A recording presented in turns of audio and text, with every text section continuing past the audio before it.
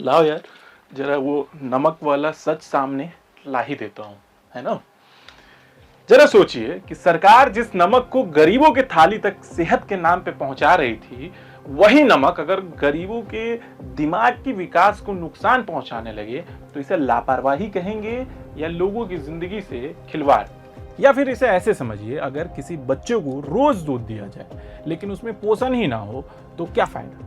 ठीक वैसा ही खेल झारखंड में पिछले 10 साल से गरीबों को बांटे जा रहे सरकारी नमक के साथ चल रहा था। झारखंड में पीडीएस यानी राशन दुकानों के जरिए गरीब परिवारों को मुफ्त में जो आयोडीन युक्त नमक दिया जा रहा है, अब उस नमक को लेकर बहुत बड़ा खुलासा हमारे साथी विपिन सिंह ने किया है।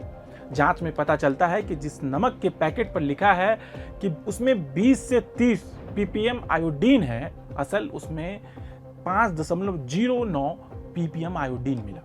मतलब जितना होना चाहिए उससे करीब 4 से 5 गुना कम। अब आप सोच रहे होंगे कि आखिर आयोडीन इतना जरूरी क्यों है, तो इसे बहुत आसान भाषा में समझिए।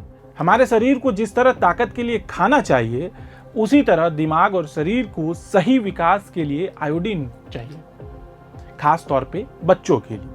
अगर लंबे समय तक शरीर में आयोडीन की कमी हो जाए तो बच्चे मानसिक रूप से कमजोर हो सकते हैं, पढ़ाई में दिक्कत हो सकती है, शरीर का विकास रुक सकता है, थायराइड जैसी बीमारी हो सकती है। यानी ये सिर्फ नमक नहीं, सीधे लोगों की सेहत से जुड़ा मामला है। अब सबसे चौंकाने वाली बात सुनिए, ये खुलासा किसी सोशल मीडिया पोस्ट या अफवाह से नहीं हुआ। इसकी जांच खुद हमारे साथी विपिन सिंह ने लैब में जाके कराई। एक तरफ बाजार में बिकने वाले एक मशहूर ब्रांड का नमक टेस्ट के लिए भेजा गया और दूसरी तरफ पीडीएस में बांटा जा रहा सरकारी नमक। रिपोर्ट आई तो फर्क सामने आया।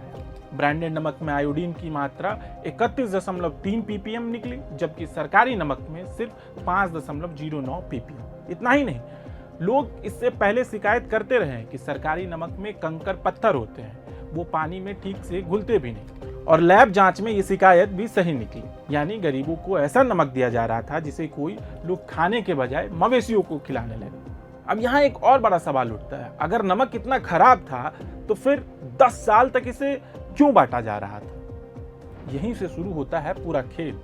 रिपोर्ट के मुताबिक सरकार इस नमक को करीब 11 रुपए किलो की दर से खरीद रही थी, लेकिन यही नमक खुले बाजार में सिर्फ 5 रुपए किलो में बेचा जा रहा था। मतलब गरीबों के हिस्से का नमक बीच रास्ते में ही गायब हो रहा था। आरोप है कि राशन दुकानदार, गोदाम और कुछ अधिकारियों का पूरा नेटवर्क इसमें शामिल था। कैसे, इसे भी आसान भाषा में समझिए। जब कोई गरीब राशन दुकान पर चावल लेने जाता है तो मशीन पर अंगूठा लगाता है और उसी दौरान दुकानदार सिस्टम में नमक भी दिखा देता है। अब गरीब आदमी चावल लेकर घर चला जाता है, उसे पता भी नहीं चलता कि रिकॉर्ड में उसके नाम पर नमक भी दे दिया गया है। कागजों में दिखाया जाता है कि 90 से 95% तक नमक बांट दिया गया, लेकिन असल में वह नमक खुले बाजार, ढाबों, होटल और पशु पालने वालों तक पहुंचाया जा रहा था। यानी गरीबों के नाम पर खरीद, लेकिन फायदा किसी और का। अब इस मामले में स्वास्थ्य विभाग की जांच भी सामने आई। हाल ही में 6 से 12 साल के बच्चों के यूरिन सैंपल की जांच हुई। 971 बच्चों में से 40 बच्चों में आयोडीन की भारी कमी पाई गई। डॉक्टरों का कहना है कि आयोडीन की कमी बच्चों के दिमागी विकास को प्रभावित कर सकती है। अब सोचिए, जिस योजना का मकसद गरीब परिवारों को पोषण देना था, वही योजना अगर बच्चों की सेहत बिगाड़ने लगे तो ये सिर्फ भ्रष्टाचार नहीं, बहुत बड़ी लापरवाही है। इस मामले पर खाद्य आपूर्ति मंत्री इरफान अंसारी ने कहा है कि ये मामला पुराना है और अब इसे नए सिरे से नमक की खरीद होगी। उन्होंने भरोसा दिलाया कि आगे अच्छी गुणवत्ता वाला नमक खरीदा जाएगा और गड़बड़ी मिली तो कार्रवाई होगी। लेकिन सबसे बड़ा सवाल अब भी वही है, अगर शिकायत पहले से थी, अगर जांच समिति ने भी गड़बड़ी पकड़ी थी, तो फिर 10 साल तक कार्रवाई क्यों नहीं हुई। और दूसरा सवाल, क्या गरीबों को मिलने वाली योजनाओं की गुणवत्ता की जांच सिर्फ कागजों में ही होती है? क्योंकि जिस थाली में गरीब भरोसे से खाना खाता है, अगर उसी थाली में मिलावट और भ्रष्टाचार पहुंच जाए तो नुकसान सिर्फ शरीर का नहीं, भरोसे का भी होता है। वैसे आपके नमक में आयोडीन है ना?